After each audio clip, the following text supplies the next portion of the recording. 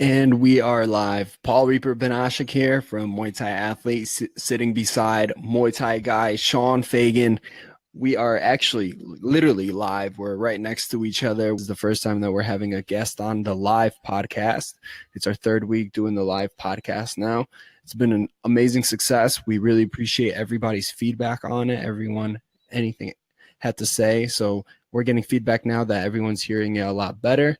So once again, I appreciate you guys giving us feedback live so that way we know as well. Today, we have a really special episode. We're moving on to having guests on our show. Tomorrow, we're going to be having Sylvie on at 1 p.m. Eastern, Monday. And today, we have Cody Moberly from Showtime's Prison Fights, 5 Rounds to Freedom.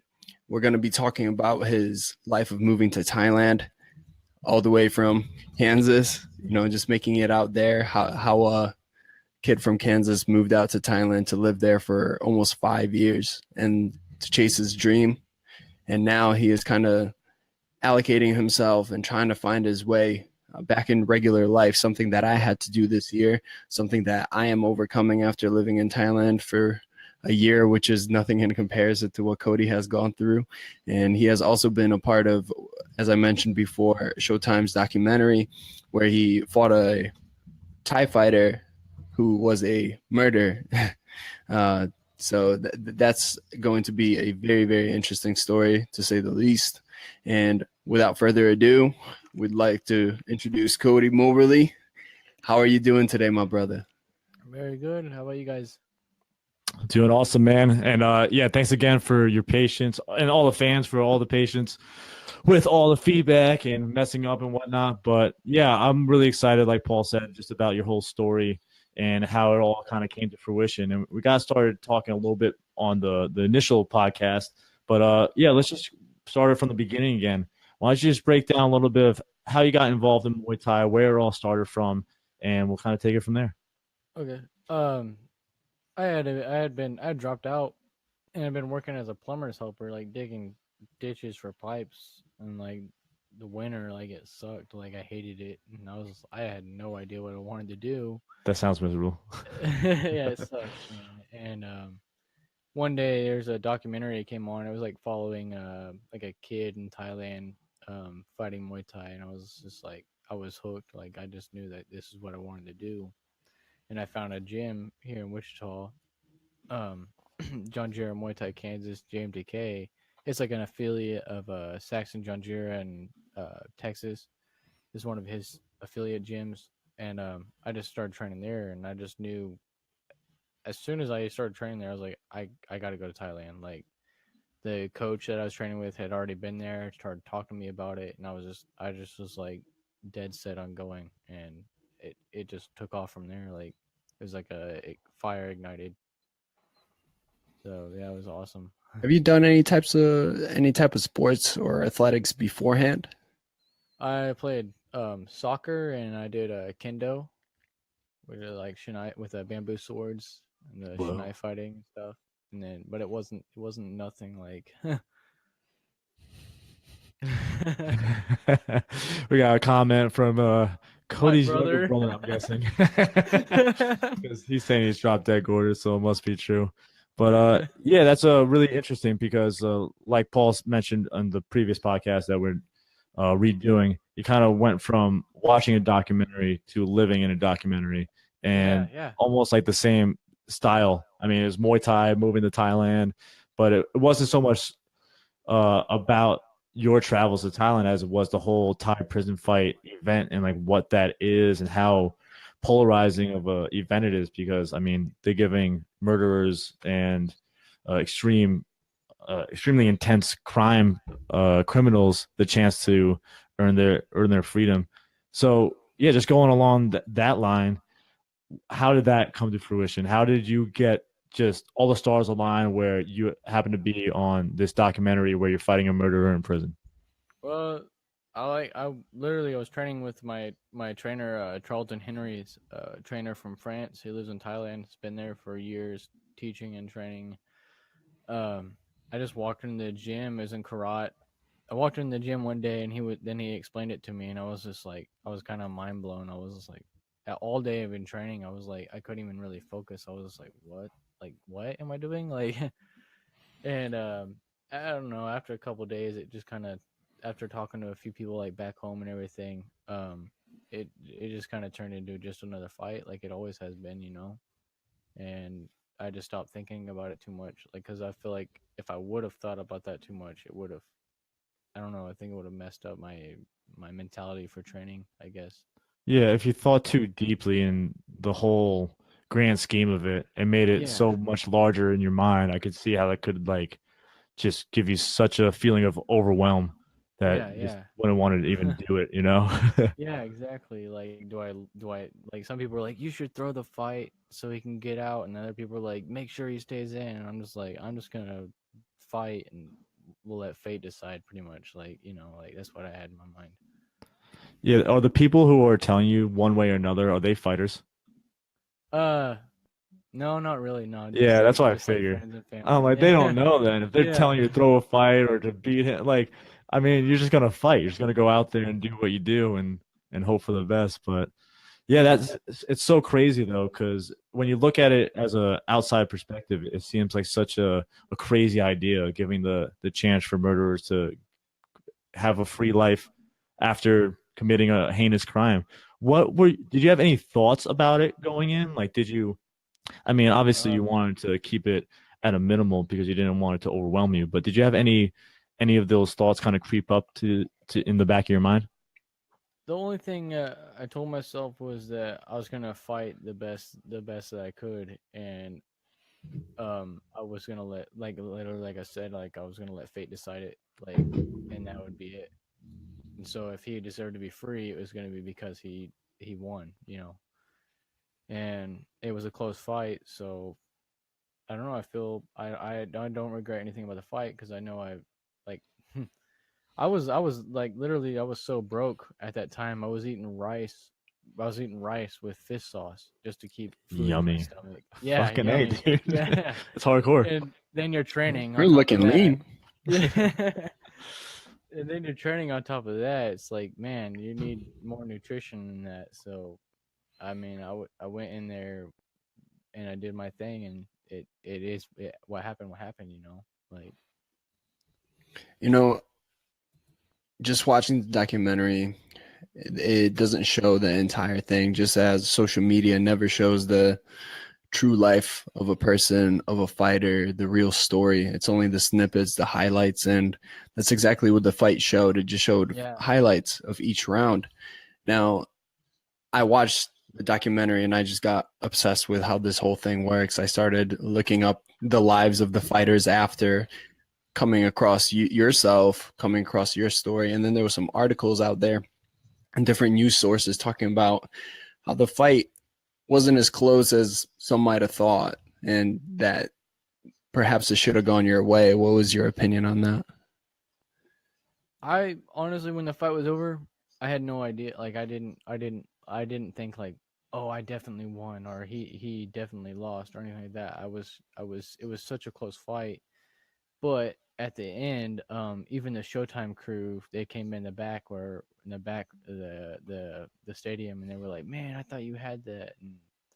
And my coach was just like, yeah, this is Thailand. Get used to it. Like, if you don't knock them out, you know, like. So I Well, it's mean, not just Thailand. It's like it's Thailand and it's like this huge event on Thai prison fights being filmed to give it exposure. So right? how Yeah. much of an ending would have sucked if that guy ended up Yeah. losing? That changes the whole story, you know? And then you're the bad guy, you're the villain kind Oh of, yeah. you know? But it all like you said, you just had to go in there, fight your fight and let whatever like fate decide it. Yeah. And yeah, I think Yeah. that's the best way you could go about doing it.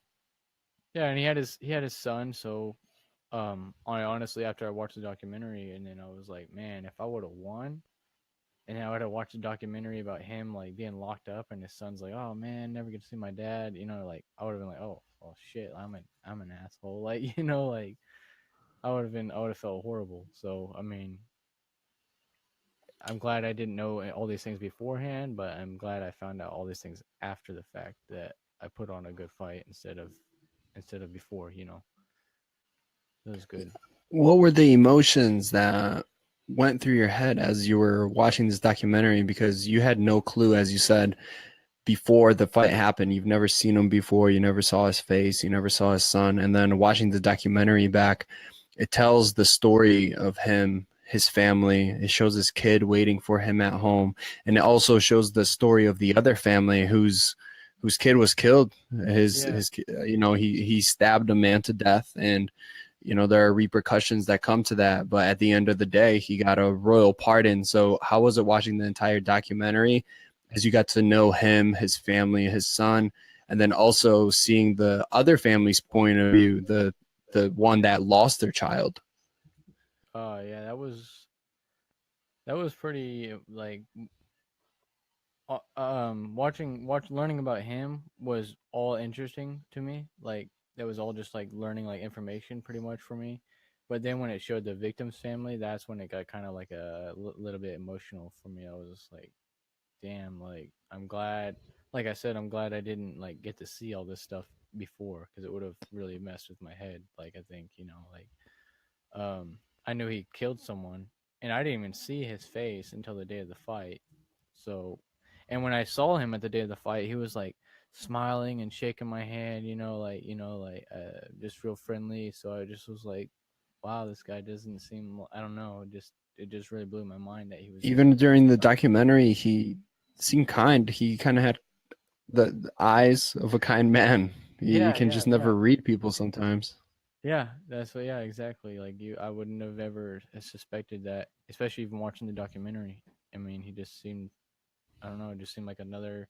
I mean, I was teaching English in Thailand, so I've just seen like so many faces, what I mean, like of these Thai kids and stuff. He just looked like another Thai kid in my classroom, kind of thing. Like that's what it was like to me when I was looking at him. I was like, damn, like could have been any one of these kids doing something like this. So what was it like, the aftermath of it all? I mean, probably now that you see the documentary out and it's been like a big source of conversation in the Muay Thai world specifically. Um, what was it like initially afterwards? Like, did Well, it kind of like I feel like a big deal, or like what was I it? flew home. I literally had the plane ticket. I flew home after the fight.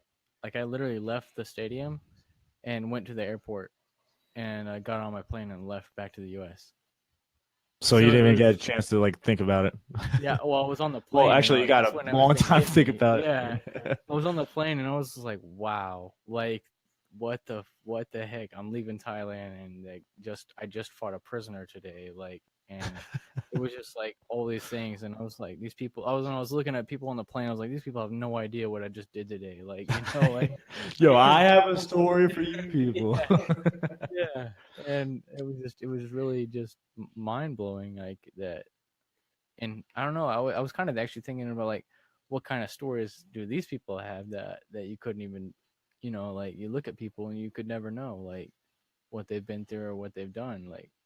So I was just thinking about that too, when I was on the plane, like it was kind Deep, of bro. unreal. Yeah, yeah, yeah. I was Did thinking about it that. feel like a movie watching it back, watching the documentary back? Because this is something that I would picture as something fictional, someone that comes up with this story. It's a storyline for a movie. It's perfectly placed. And Sounds like a there's John Claude Van Damme movie or something like that. Like it does. Like, yeah. When I tell people about it, they're always like, "What?" Like, The only yeah, it's difference crazy. is it would have been like a fight to the death in a John Claude Yeah, movie. yeah, exactly. Yeah, and my brother would have died. So, Oh yeah, it would have been fucking crazy. But yeah, so the aftermath, you flew right back home. yeah, Why? I just was ready. Like I was ready to go, and they kept post. I actually was supposed to fight that fight 3 different times, and it kept getting postponed. Why? And I have no idea. Like one, they were supposed to do it at one stadium. Um, I think it was going to be at Channel 7 Stadium or something like that. But then they were like, they were worried about his dad, the guy that he killed, his dad doing something. So they would try to Uh, keep the location a secret until the day of the fight. Is one of the things I heard, and it just kept getting postponed. And then that day, I don't know. I was so broke. Like I was telling you guys, I was eating rice and fish sauce just to keep food in my stomach. I was just like, man, it's just time to go home and work and get some real money because like this isn't working. Like I didn't have any sponsors or anything, so What were some of the mental battles that you went through living in Thailand? I know I've had some myself, and I only spent about a year there, so I can only imagine being there for 4 or 5 years of your life, and at the end of it, eating rice with soy sauce. I yeah, mean, you must have had a lot of conversations within your own head, especially if you're surrounded by the ties and not, not your friends. I think that was always the toughest part is being done with training. 7 hours is done, and then you look at the calendar, it's only Tuesday. You got 4 or 5 days left of training to go, 6, 7 hours. You have injuries. You have nothing in your pocket. Like, what yeah, were some of those mental battles that you went through? How were you able to get through them every single day? yeah. Just man, sometimes it would be like I would get so dark. Like I just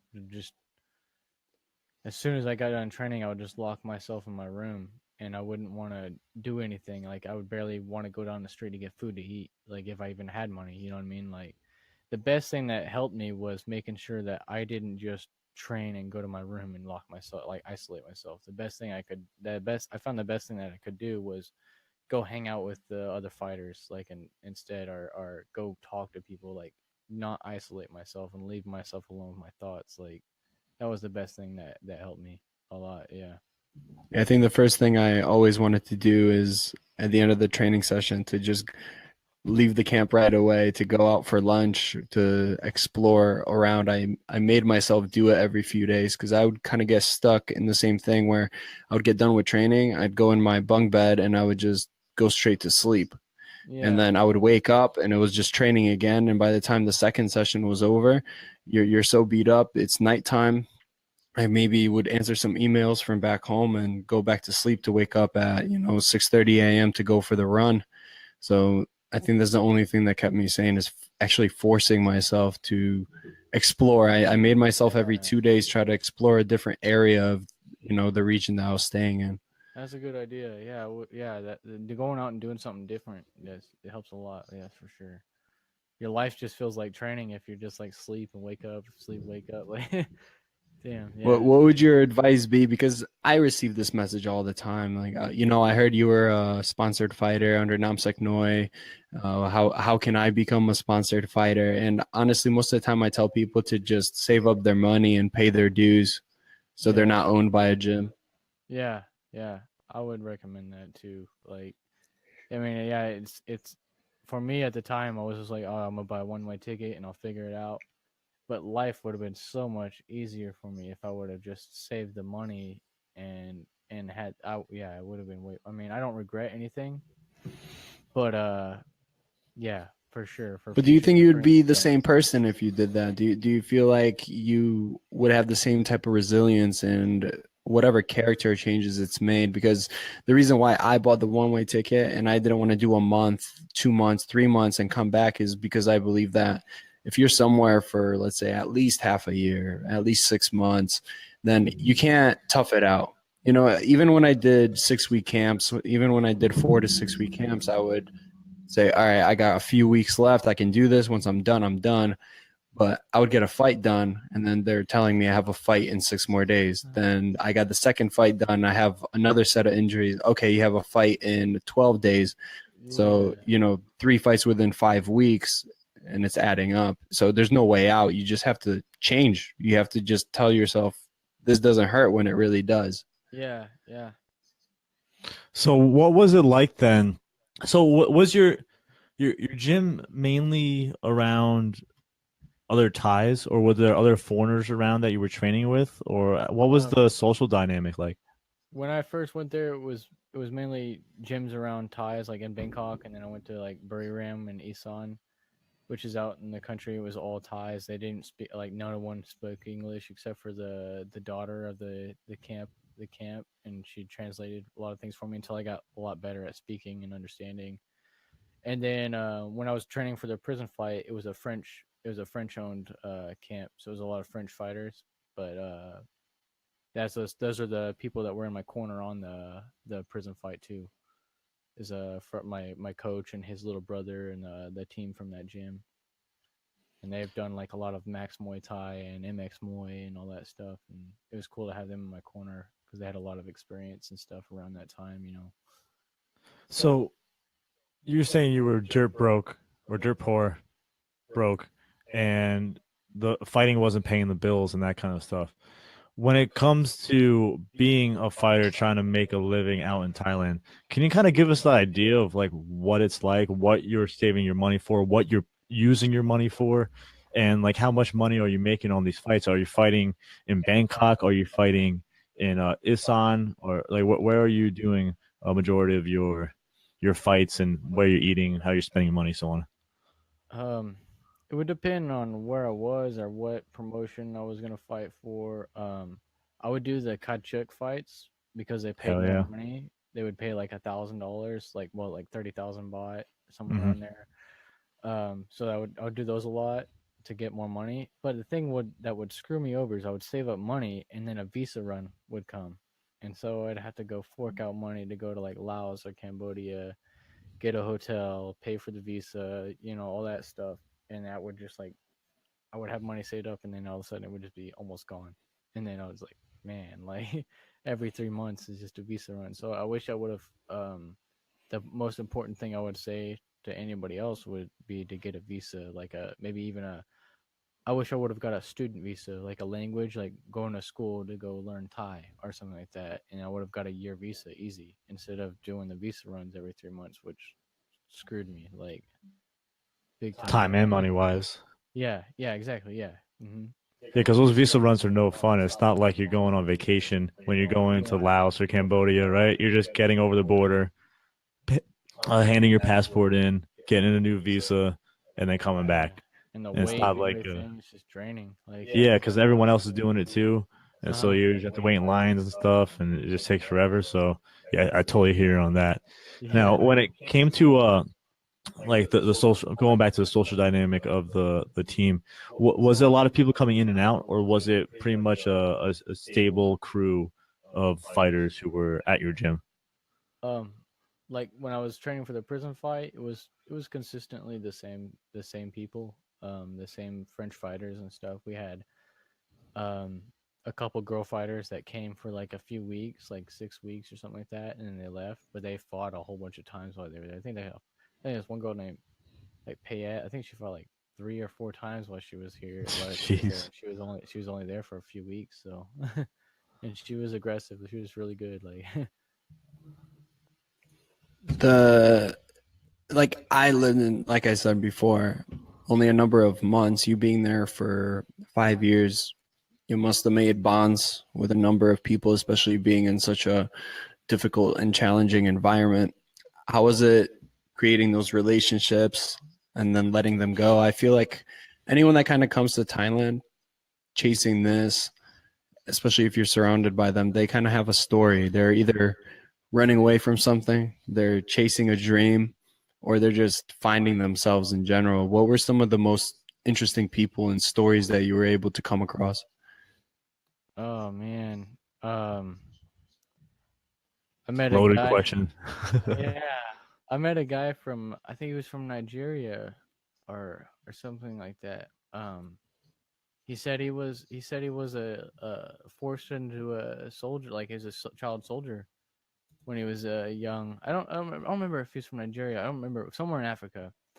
And yeah, he's a child soldier, and he told me all these stories about all these things that he would go through, and then um he ended up meeting somebody that was doing Thai boxing in Thailand, and he ended up traveling there, and he's just been there. Like he was on overstay too.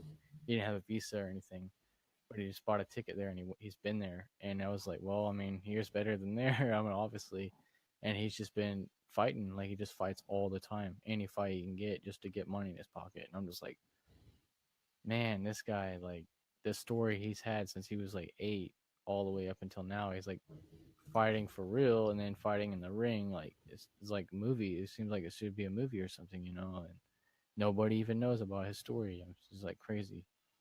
Well, that's another example of what you're saying. Like, you just don't know what someone's story is like and what they've gone through and Yeah, stuff. yeah, It's yeah. crazy, You right? don't know. Yeah.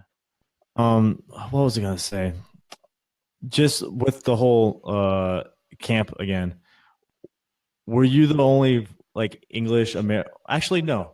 I had a different question. Why did you even do this in the first place? What like I know you talked about the documentary in the beginning and like the romanticism of that and how that really pulled you into that. But what kept you going for so long? Why didn't when you were having rough times, which I'm sure there's plenty of ups and downs throughout the 4 to 5 years you were there, what what kept you there? Why did you keep grinding away? Why did you keep taking fights? And why did you start fighting kind of in the first place? Man, um, it's just something about, I don't know what it is. It's just something about the Thailand and the environment there and the way that they go about the fighting and how they treat you. Like, I mean, you put on a good fight, and regardless whether you win or lose, like the Thai people, they love you. Like they're just talking to you. They want to like take pictures with. It's not really like the attention. It's just like the respect that Appreciation. yeah, the Yeah. appreciation. Yeah, the appreciation that you get. It's just on a whole other level, and like I it's like an addiction. I'm addicted to it. Like, and I fight in the US and everything, and it's cool. It's just it's definitely not the same though. You know, like of course, like you know, we as you guys know, it's not the same. Like it's just not like I prefer to be there any day, even fighting in some countryside, you know, festival thing compared to like some big event anywhere else in the world. I would rather be in that countryside event. Like it's just like the environment, you know, like I prefer. That's just me. Like so it's Well, like an addiction to me. yeah, I'm totally like that as well because like fighting in the States, it's fun. Like that's where I first started fighting and stuff. But there's so much more pressure on you in a way because of the fact that there's so much of a longer build up to the fight normally. All your Yeah. friends and family are going to be there. And most people don't even understand what Muay Thai is all about or the fact that, like you said, the Thais just care about how you put on a fight. They don't care about your record or how much you've won or lost. They Yeah. just care that you put your heart out there and you do what you can do. In the States, if you're not winning, like, fuck you, you Yeah, know? exactly. It's just Yeah. like a winner's mentality. And so it creates this atmosphere that's not the most ideal to fight in sometimes. But of course, not every atmosphere is going to be the most ideal because Right. of various factors. But when it comes down to it, I agree with you, man. I like fighting in Thailand because the people definitely appreciate it. The atmosphere is just a different type of atmosphere when everyone's screaming OA and they know what the scoring is Yeah. like and it's all the same type of scoring and just atmosphere where in the States you don't know depending on what sanctioning body's doing it, how they're scoring, what the judges are looking like, if the judges are boxing heavy, if your friends are going to be there, if your family's going to be there. There's just so many extra things I feel like in the States. Yeah. Where in Thailand it's just you just show up, you fight. Sometimes you weigh in, sometimes you don't, and you just Yeah, I go love at it. You know? that. Yeah. I love that. Like sometimes we go and like get in the back of the truck and drive a couple hours in the middle of nowhere, and like the promoter would just like look at, like eyeball you, like okay, you, and I'm just like, all right, yeah, this is cool. Like, and here they make such a big deal about weight, and it's like they're just like, all right, we're just here to fight, like you know, like we're putting on a show. That's it. Like I like the simplicity of it. You know, it's You cool. were on Lion Fight as well here in the States. So how was it acclimating, coming back home? How do you see the differences in the scoring, the experience of the judges here, the experience of the referees, the promotions, having to deal with all these external factors? I know they look for ticket sales, they look for you to post on Yeah, social media and all these different things. It's no longer, a percentage of it is obviously focused on the fight, and that's what matters at the end of the day. You still got to win, but there's so many external factors that you have to worry about as a fighter here. And now, what it's done to you is you're saying that you're semi-retired. How did that decision come about after all of these different events? um, I've just done a few fights here, like the land fight, and then I went to Japan and did like the Lethway fight, and then I did like a, a Muay Thai in a cage here, and I don't know that spark is just not, it's just not the same. Like I don't know, it's just like there's a fire, but it's just not there, kind of, I guess. It's not burning. Yeah, yeah, and it's not because I don't love it. Like I'm always gonna love Muay Thai and fighting and all and everything. You know, it's just there's just not. I don't know. It's just not the same. Like I've honestly, if I'm gonna say it, like if I couldn't fight in Thailand, and that just sounds weird, like, but for me, if I couldn't live that lifestyle in Thailand, like I would rather just not do it at all. And that's just how I feel like. No, That I can sounds crazy, appreciate but that. like, No, I can yeah, appreciate that, man, because it's just, I mean, fighting is a unique sport. You, even calling it a sport, it's a little crazy. yeah, But just the fact that you have to put yourself in there physically, mentally, like spiritually, all that kind of stuff. You're really like being vulnerable to everything, and it can be very taxing on just like your energy and just your entire life, especially when you dedicate so much time to it and you go to Thailand, you do that, then you come back and like you said, you're just not. It's not as appreciated as much, you know. yeah, It's just not as. It's not as mainstream. I mean, in Thailand, that's like there's it's not even just their sport. It's like a lifestyle there. It's like a lot of people live that Muay Thai lifestyle from birth to death, you know?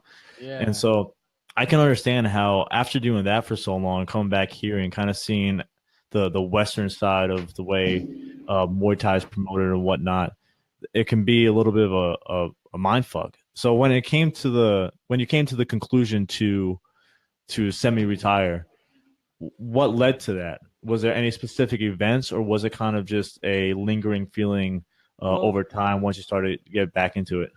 I don't know. Most people don't know this, but I tried to go actually tried to go back to Thailand not that long ago, and I ended up getting denied. Have they've changed ever since the king of Thailand died. They've changed a lot of the visa laws, and they're getting more strict. And I've had so many entry stamps, and they saw, and I actually overstayed for a little while on my last one. So they saw that, and they were like, "No, you got to get a proper visa."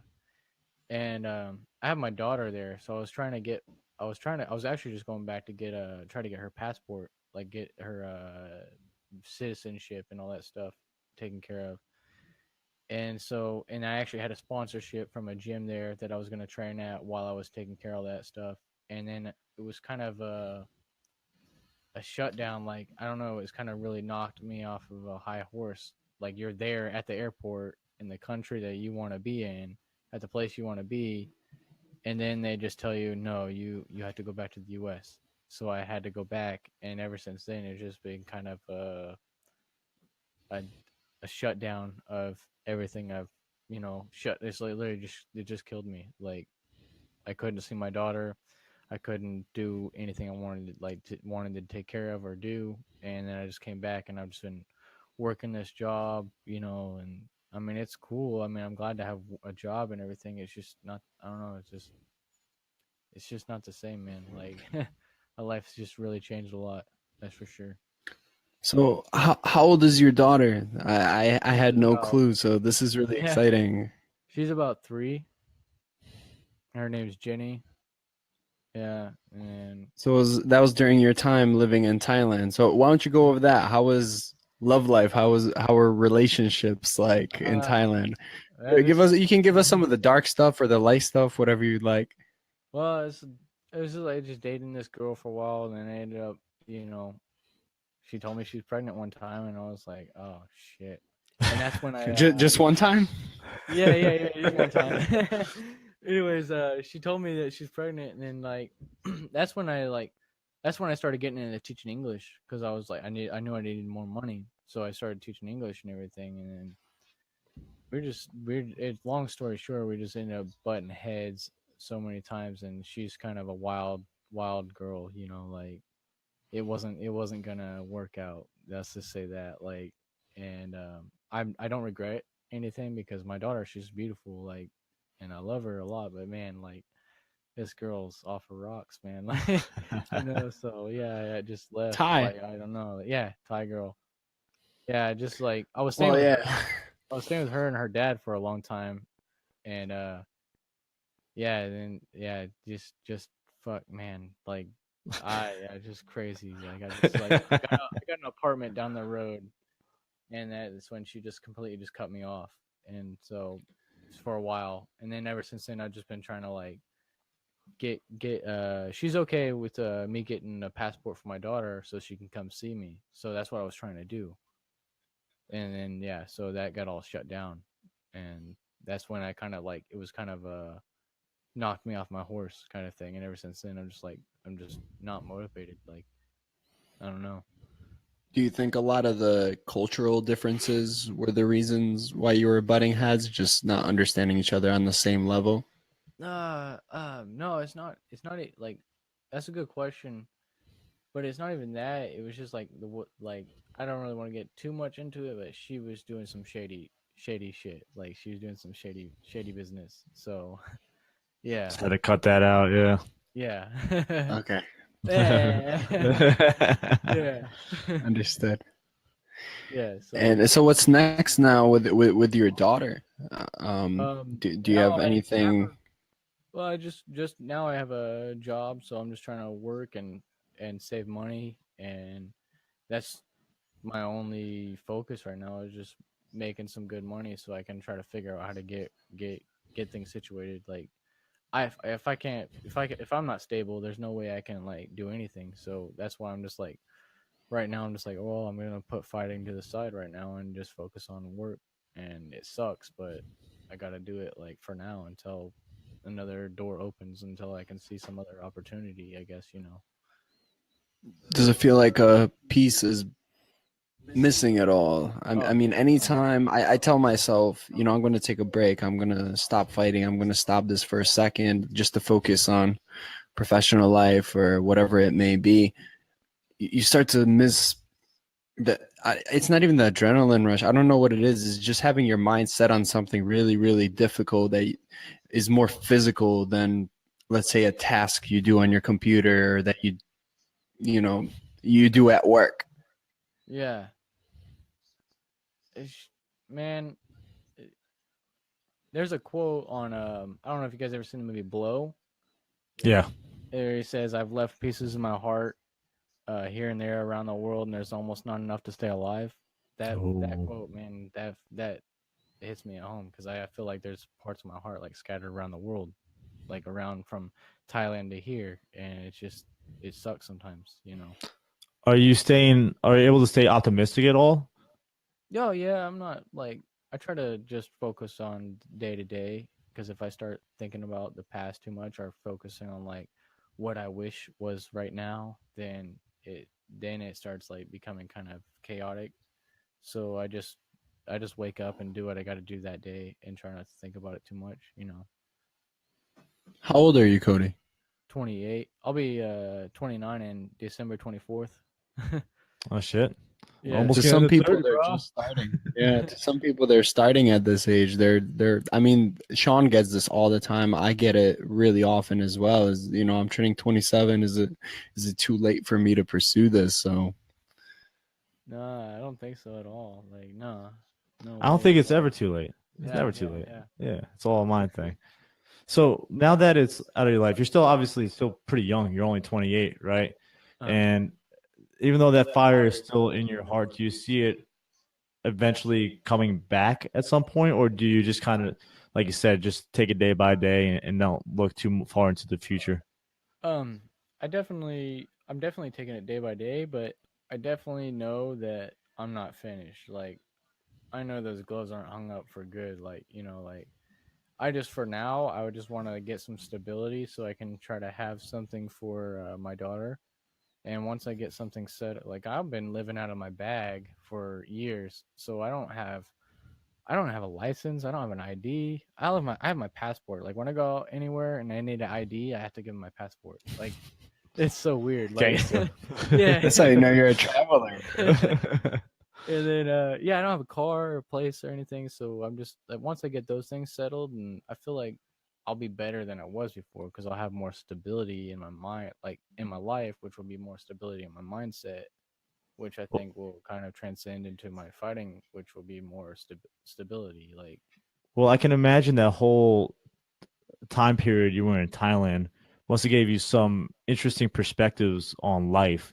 And then coming back home to the Western world must have been just a fucking culture shock that you was, I mean, you were probably expecting it, but then it was probably like, oh my God, like I forgot life was like this back I'm here. in Kansas. Yeah, right. Exactly. And so, like, how long have you been back now? About 2 years. 2 years. And Uh-huh. how is well, initially, once you got back, how was the initial adjustment, and how has it kind of evolved over time now that you've been here for a little while now? Man, when I first got back, when you first get back somewhere, you're all happy and you see all your friends and stuff, and then that kind of dies down a little bit, and you're like, man, I really want to be back over there, and that kind of always kind of stays. I mean, it's always in the back of my mind, always in the back of my heart. Like I'll be at work and I'm just like, fuck, man, I used to be walking around the streets in Thailand, like I'll be thinking stuff like that, and like here I am, like doing this job, like, and then I don't know, man. I'm just like I said, I'm just taking it day by day. So just fuck, like, yeah. How is it connecting with people now? You get to be entered. It's kind of like entering regular society again. I know I'm good now. It's only been about half a year, 7 months since I've been back, but I've been back for another 2 months, and then I was in Europe, so I haven't been home too much. But whenever I'm home and I'm just talking to regular people on the street, at the store, wherever it is, it's kind of hard to connect. I feel like most of my friends now are the people I met abroad, and I'm staying in touch with them. Yeah, I kind of feel like that too. Like it's kind of hard to. I mean, you definitely connect with people here, but it's just not. I don't know. It's just like you're like even some of the people that you did connect with before, you come back and it's just like it's not the same because of the things you've been through or the things that and like you'll hear them talking about something and you're just like, man, Shut the, like this like, stuff, what the yeah, like fuck are this you stuff, talking yeah, about? Like, yeah, this stuff is irrelevant to anything that matters. Like you guys are oh thinking man, it's just about like shit. the westernized pop culture and stuff, Yeah, and just like politics and all that kind of stuff. When you're in Thailand, man, all you're doing is just focusing on like the day to day and training and eating and yeah, the basics. Like you said, the simplicity of it all. And then you come yeah, back yeah, to the States, and I love my home country, my home state, my hometown. But yeah, yeah, it wears you down, man. It wears you down because the way the society is kind of just blueprinted exactly what you should be doing, and you kind of just have to yeah. follow along with it, right? And But if in you don't, Thailand, you're the outcast kind yeah, of. exactly. If you don't, you're crazy. Yeah. But then you meet other people while you're traveling who are doing the same stuff as you, and you're like, wait, I'm not crazy. The Yeah, people at yeah. home are fucking crazy because they're not getting out and doing any of this. You That's know what I mean? exactly right. Yes. Yeah. Yes. So it's a little weird to just adjust back home. So I can imagine, especially coming back to Kansas, has been hard to relate to a lot of people, especially the people who aren't in the fight community at all. Yeah, definitely. Like, I don't know, like, the just just the conversations that they have and like their focus, like where their mindset at or what they're focusing on. I'm just like, I'm not even like going like I don't know. My mind doesn't even process this thinking anymore. Like I'm just like, what? Like I don't want to think about that. Like I want to think about other things that like like food or something. Like I'm thinking about things like little simple things that make me happy. Not it's like who's president and who won the football game kind of shit. Like I don't care. Like I don't And care. everyone else does care. It's Yeah, just but crazy. yeah. They care so much. They care so much about it. And And maybe I all should, I guess, but I don't no, know. no, no, bro. Don't conform. Don't give in. You're on the right path. Yeah. I believe in you. All right, we're gonna slowly wrap up so we can get to the Q&A section with everybody on Facebook. There's been a bunch of questions that rolled in as we were doing the interview, so we'll go through those and then we'll do a live Q&A. But just for the podcast portion, for the iTunes portion, we're gonna wrap it up here. And I just wanted to know, throughout all these years of everything you've done, whether it was during the time that you were filming the documentary, the time you were living in Thailand, coming back, throughout your entire life, what has been the most memorable moments when it was the best of the best and the worst of the worst? Like, what was the most challenging part of your life that you went through, and how did you get through it? And then the most rewarding, the most happy you ever felt? The most challenging would be the money part. When I was eating like rice and then going to try to train on top of that, and then my trainers were like asking me like, "What's wrong with you? Why you don't have energy? Like, are you sleeping?" They're asking me if I'm sleeping, and like me, I don't like to tell people like my problems at the moment. You know what I mean? Like, so I'd be like, "No, I don't know, I'm just like, yeah, I wouldn't even know what to say, like, and I'd just be trying to like push through it, and yeah, things like that. The whole my daughter situation was really taxing on it still is, you know. Um the most happiest I would be would when I won the Queen's Cup in Bangkok. I was that was a night I was like my trainer was really happy with me, and like I don't know, we were just in the back of the truck.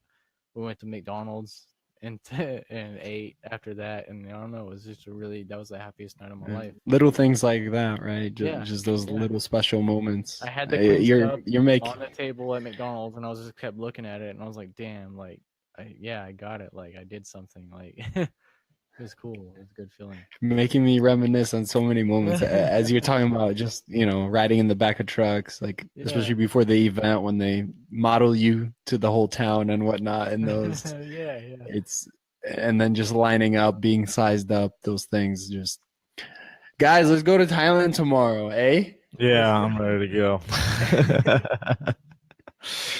Well, just one last question, just as a general. I mean, you spent a lot of time in Thailand. You fought, trained, did live there.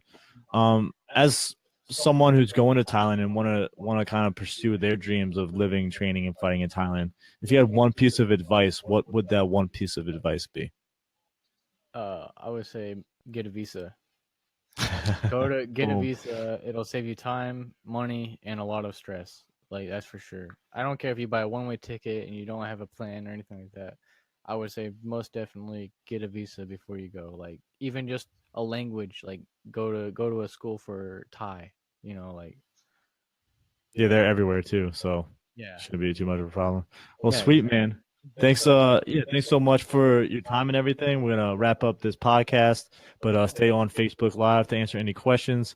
And yeah, man, it was really interesting and intriguing to hear your story because I've only been on the outside, kind of looking in of what you've been going through, and it's kind of cool to get more of a perspective on things and what you've been going through. And yeah, it's incredible what you did, man. And like more power to you. I got nothing but respect for the way you're able to push through all that kind of stuff and Yeah, I appreciate take it, the man. tough fights and live the life that you wanted to live at the time. So yeah, man, thanks again for coming on. Yeah, thank you guys. I appreciate it. It's a good time.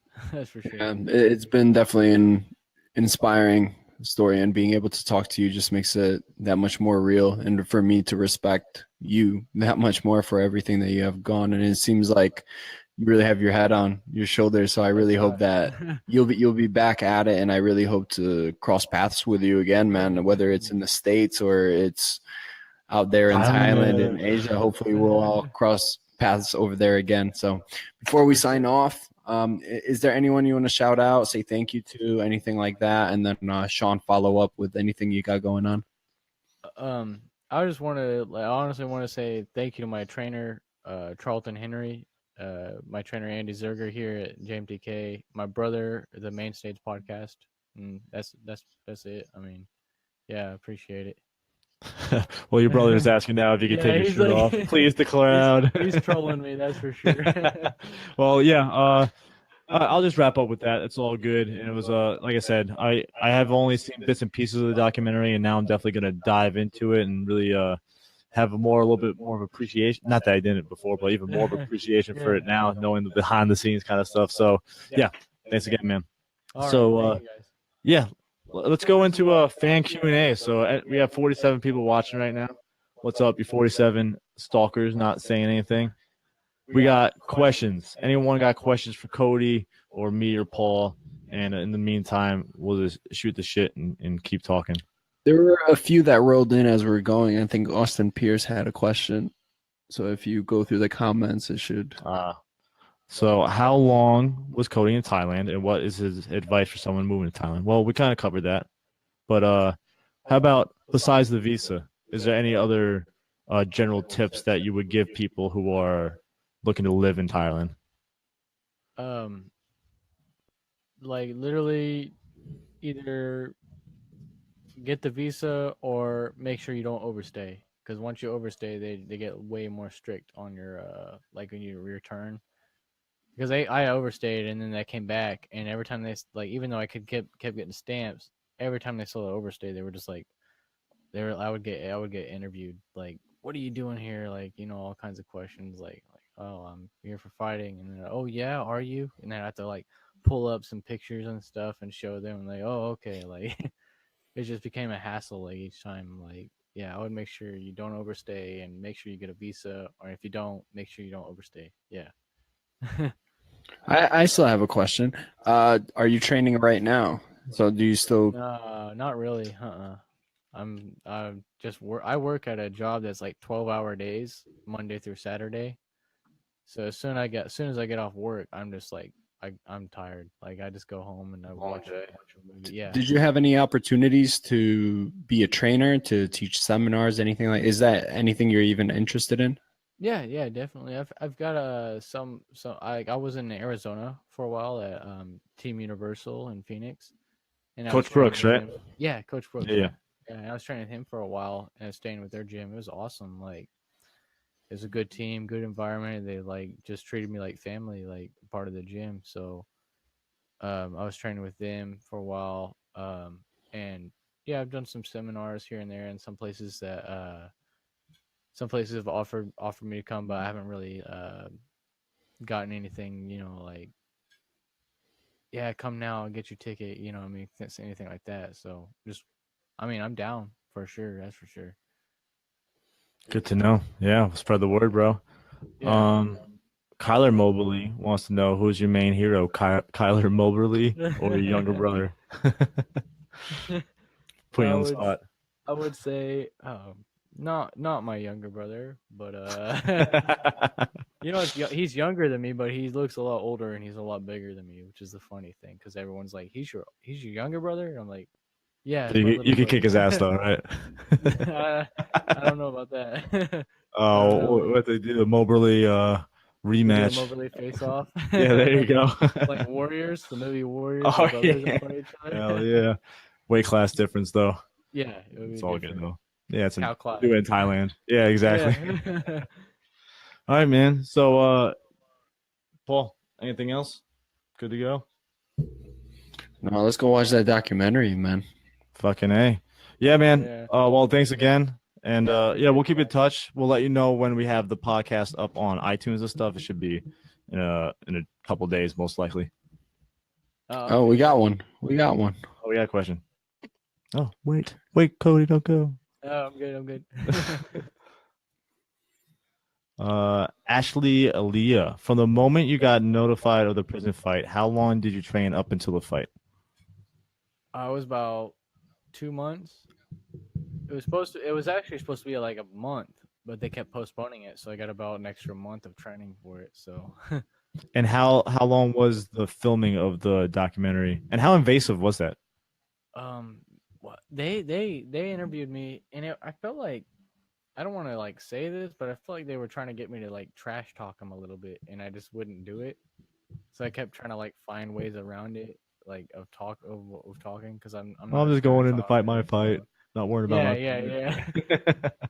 Yeah, no, it was, yeah. It took about, they would show up randomly, or have me go meet them somewhere. Like I had to go to Bangkok and meet them at some gym, and they did some filming there. And then they came to my gym in Karat, and then the rest of the filming was done at the Rangsit Stadium where we fought at. It was only about like 3 or 4 different times that I met with him. Did you think about why you got picked?